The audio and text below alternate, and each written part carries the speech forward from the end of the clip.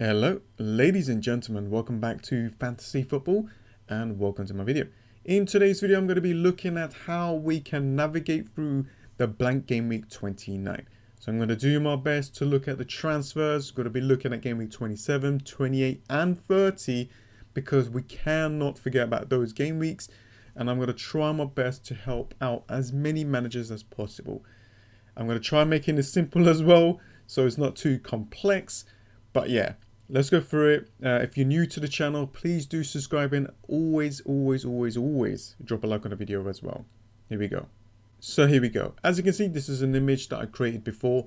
So I thought I will bring it back as it kind of like helps us to kind of navigate through the game weeks. So right now, I'm going to make this nice and simple.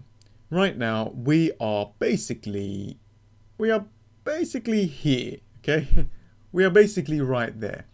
Game week 26 hasn't finished yet, right? Now, I think the best option and the best thing to do right now is try to hold your transfer as long as you can. Because we could, like right here, we could get some announcements for some of the teams to have another fixture. And that will make Game week 28 like a small double game week, just like game week 27. Now, this is not confirmed. This is just a talk in the FPL community.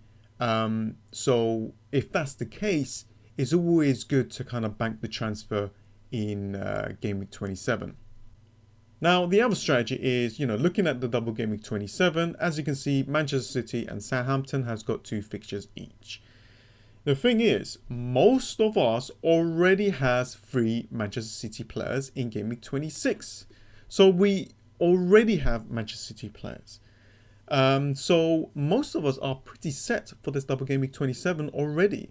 Of course, we can gamble, we can go ahead and switch one of those players around. Maybe to go ahead and get maybe Kevin De Bruyne or something. But most of us are set.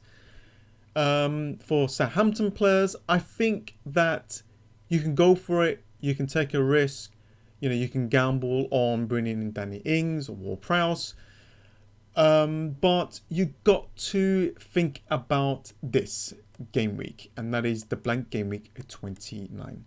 If you're bringing in a Southampton player, they will blank in game week 29, and plus their fixtures are not that good and they're not really performing that well, so investing in a Southampton player might not work out well for you in the long run. However, it could work out in game week 27 if you want to take a little bit of a risk.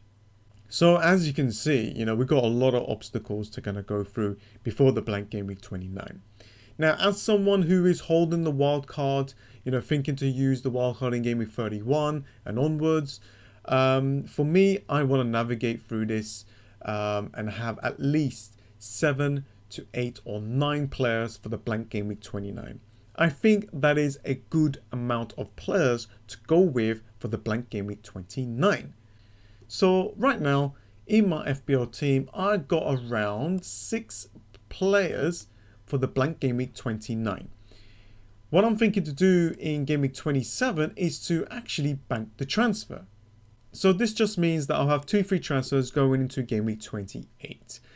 Now, if there are some announcements, then I can make those adjustments and I've got 2 free transfers to play around with. However, I'm going to be adding 2 more players for the blank game week 29 in this game week. So in total, I will have 8 players. And then I'll have a free transfer going into game week 29. I will add another player. And I have 9 players ready for the blank game week 29.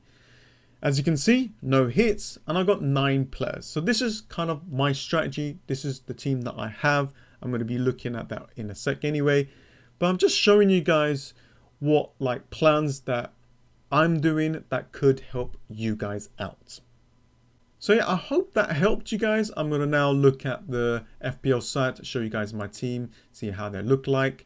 But let's have a quick look at game week 26. I've got 70 points now. Look at Dean helping me out with 6, Calvert-Lewin with 2. Still got a lot of players left. As you can see, the Manchester City versus Wolves is tonight. I got Martinez, hopefully he does play, Fernandez, Nick Pope, Wan-Bissaka. I've got Song and Harry Kane. Harry Kane as my captain, Luka Dean and Calvert-Lewin. So 140k right now. Hopefully I can get more points. But yeah, so looking at the team, you know, this team is pretty set, and you know, I can switch my defenders around if I wanted to, but this is what I'm going with. I'm thinking to probably captain a double game week player, and this is just an example of how my team is looking like for the double game week 27. Like I showed you in that image there, you know, I'm pretty set. I pretty much got the best covers here. You know, the Spurs players, I can go ahead and get Reguilon if I wanted to. Maybe I can remove Wan-Bissaka, but I don't have to do that move. So, like I said, banking the transfer in game week 27 looks a key strategy there. And then moving ahead, I'll have 2 free transfers for the game week 28. And I'm thinking to, you know, bring in Jack Grealish, you know, if he is fit, because he is a fantastic player. And with the, you know, as you can see, with the money remaining, I will need to remove a defender. And this is where I'll make my final decision on one of my Manchester City defenders, because I do want to get a Manchester City attacker like Kevin De Bruyne or something. So I'm looking at that. But for now, you know, let's just say I'll remove Wan-Bissaka. I got 5.1. Then I'll be looking to bring in a blank game week player from these teams.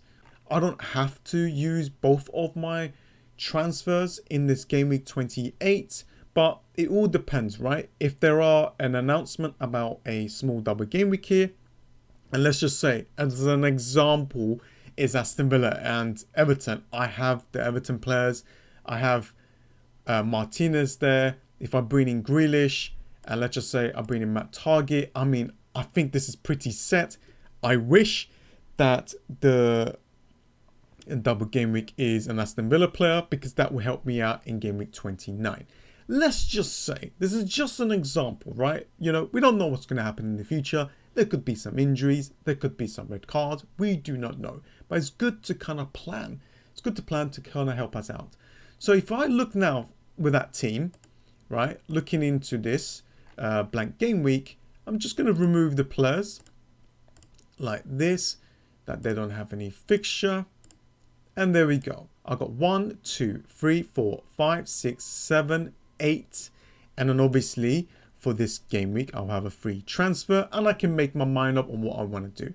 I can go and get Antonio if I wanted to. I can go and get Cresswell. I can go for Lookman. I can try, you know, something completely different. So if I do this, and let's just say I bring in Cresswell as an example, right? Because that's the player that I really want in my FPL team.